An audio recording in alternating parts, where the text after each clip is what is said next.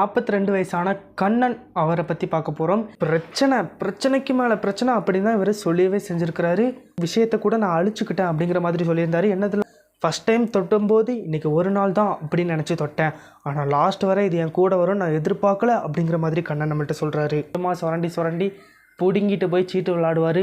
ஆனால் இவர் சீட்டு விளையாட தான் போகிறாரு அப்படிங்கிறது அந்த மனைவிக்கு லாஸ்ட் வரையுமே தெரியாது. ஹாய், எல்லாருக்கும் ஒரு மிகப்பெரிய வணக்கம். இன்றைக்கான வீடியோவில் திருப்பூரை சேர்ந்த 42 வயசான கண்ணன் அவரை பற்றி பார்க்க போகிறோம். இவர் பார்த்திங்கன்னா கிராமத்தில் வாழ்கிறவர். இவருடைய ஒட்டுமொத்த லைஃப் ஸ்டோரியுமே நம்ம பிரேம்குமார் அஃபிஷியலில் சொல்லியிருந்தார். ஸோ கேட்கும்போது கொஞ்சம் ஏற்ற இறக்கங்களாக இருந்தாலுமே லாஸ்ட்டில் ஒரு நல்ல ஃபினிஷ் இருக்குது இவரோட ஸ்டோரியில். இவர் கொஞ்சம் நல்லா ஸ்டார்டிங்கில் நல்லா இல்லாமல் எண்டிங்கில் சூப்பராகவே இருக்கார் அப்படிங்கிற மாதிரி இவர் என்கிட்ட சொல்லியிருந்தார். என்ன மாதிரி யாரும் இருக்கக்கூடாது அப்படிங்கிறதுக்காக நான் இந்த வீடியோவை உங்களுக்கு வந்து கொடுக்குறேன் அப்படின்னு சொல்லிட்டு நம்ம சேனலுக்கு கண்டென்ட் கொடுத்துருக்கிறாரு. கண்டென்ட் கொடுத்த ஃபஸ்ட்டு நபர் இது. நம்ம வாங்க மக்களே உடைய ரியல் லைஃப் ஸ்டோரியோடைய ஃபஸ்ட்டு எபிசோடு. எல்லோரும் பார்த்து நல்லா சப்போர்ட் பண்ணுவீங்க அப்படிங்கிற ஒரு நம்பிக்கையோடு நான் இந்த வீடியோவை தொடங்குறேன். வாங்க வீடியோக்குள்ளே போகலாம். கண்ணனுக்கு பார்த்திங்கன்னா ஒரு டீசெண்டான ஃபேமிலி. அப்பா கிடையாது, ஒரு ஒய்ஃப் இருக்கிறாங்க, ஒரு பொண்ணு ஒரு பையன். இதுதான் கண்ணனுடைய ஃபேமிலி.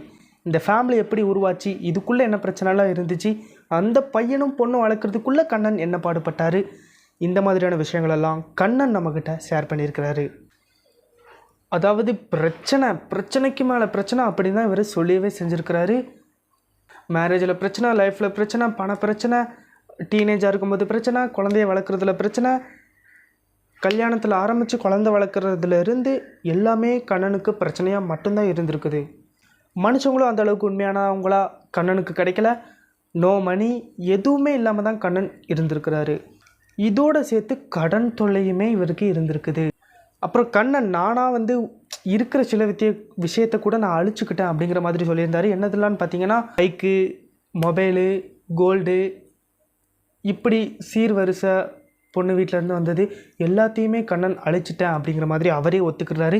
எதுக்குன்னு பார்த்தீங்கன்னா என்ன மாதிரி யாரும் இருக்கக்கூடாது அப்படிங்கிற ஒரே நோக்கத்துக்காகன்னு சொல்லியிருக்கிறாரு. இது எதுக்கு இவர் இப்படி அழிச்சார், இதுக்கான காரணம் என்னன்னு பார்க்கும் பொழுது நான் வந்து நல்லா குடிப்பேன், சீட்டு விளையாடுவேன் அப்படிங்கிற ஒரு விஷயத்த கண்ணன் சொல்கிறாரு. அதை வந்து என்னால் ஃபஸ்ட் டைம் தொட்டும்போது இன்றைக்கி ஒரு நாள் தான் அப்படின்னு நினச்சி தொட்டேன், ஆனால் லாஸ்ட் வரை இது என் கூட வரும் நான் எதிர்பார்க்கல அப்படிங்கிற மாதிரி கண்ணன் நம்மள்கிட்ட சொல்கிறாரு. சரி, ஸ்டோரியை ஃபஸ்ட்டில் இருந்து பார்க்கலாம். கண்ணன் ஒரு மிடில் கிளாஸ் பாய். அப்பா கிடையாது, அம்மா மட்டும் தான் இருக்கிறாங்க. அதனாலேயே கண்ணனால் சரியாக படிக்க முடியல. 10th படித்து முடிச்சிடுறாரு. படித்து முடிச்சுட்டு 10th படிச்சிருக்குமே, கேரளாவுக்கு போய் வேலை பார்க்கலாம், வேறு ஏதாவது வேலை அப்படின்னு சொல்லிட்டு கேரளாவுக்கு கிளம்புறாரு. திருப்பூர்லேருந்து கேரளாவில் கொஞ்ச நாள் இருக்கார். அந்த கேரளாவில் இருக்கும்போது தான் நிறையா நண்பர்கள் கிடைக்கிறாங்க, நிறையா கெட்ட பழக்கமும் உருவாகுது. ஸோ தண்ணி அடிக்க ஆரம்பிக்கிறாரு, சீட்டு விளையாட்டும் இதோட கற்றுக்கிறாரு. இது 15 வயசுலேயே நடக்குது. அப்புறம் மறுபடியும் ஊருக்கு திரும்புகிறாரு. ஊரில் வந்து ஒரு பொண்ணு சைடு இருக்கிறாங்க. பொண்ணுகிட்ட வந்து எல்லாமே போய் சொல்லி இந்த கண்ணனுக்கு கல்யாணம் முடித்து வச்சிட்றாங்க. பையன் குடிக்க மாட்டார், நல்ல பையன், சுத்தமான பையன், அப்படி இப்படின்னு போய் சொல்லி அந்த பொண்ணை இந்த பையனுக்கு கல்யாணம் முடித்து வச்சுருந்தாங்க. அந்த பொண்ணோட அம்மாவுக்குமே நிச்சயதார்த்தம் முடிஞ்ச பிறகு தான் கண்ணன் ஒரு மோசமானவன் அப்படின்னு தெரிஞ்சிருக்குது. உடனே நிச்சயம் நடந்துடுச்சு, இனிமே இவளை தான் இவள் கல்யாணம் பண்ணிக்கிடணும் அப்படின்னு சொல்லிட்டு அந்த பொண்ணோட அம்மாவுமே கல்யாணம் முடித்து அனுப்பி வச்சிடுறாங்க. ஏதோ கல்யாணம் முடிஞ்ச பிறகு திருந்திடுவார் அப்படிங்கிற ஒரு நம்பிக்கையில் அனுப்பி வச்சிடுறாங்க. ஆனால் 42 வயசாகி கூட இன்ன வரைய கண்ணன் திருந்தலை அப்படின்னு சொல்கிறாரு. 20 வயசில் மேரேஜ் ஆகுது, 22 வயசில் ஒரு பொண்ணு பிறக்கிறாங்க, 24 வயசில் ஒரு பையன் பிறக்கிறான்.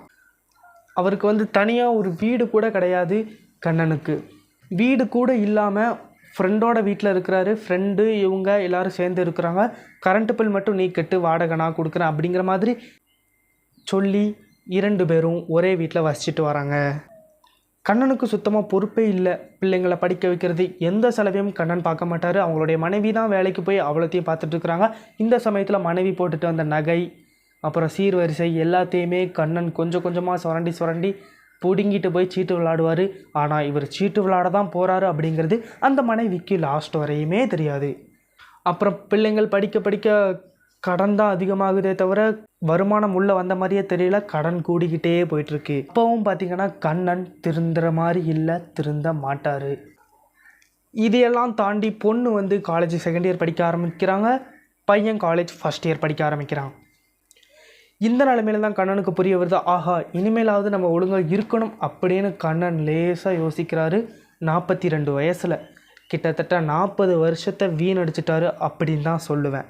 பெங்களூரில் அவங்க அண்ணன் ஒரு மிகப்பெரிய கடை வச்சுருக்கிறாரு. அந்த கடையில் போய் வேலை பார்க்கலாம், கொஞ்சம் செட்டில் ஆகலாம் அப்படிங்கிற ஒரு நம்பிக்கையில் அண்ணனை நம்பி அண்ணனுக்கு கால் பண்ணுறாரு. ஆனால் அந்த அண்ணன் செஞ்ச காரியம் என்ன தெரியுமா?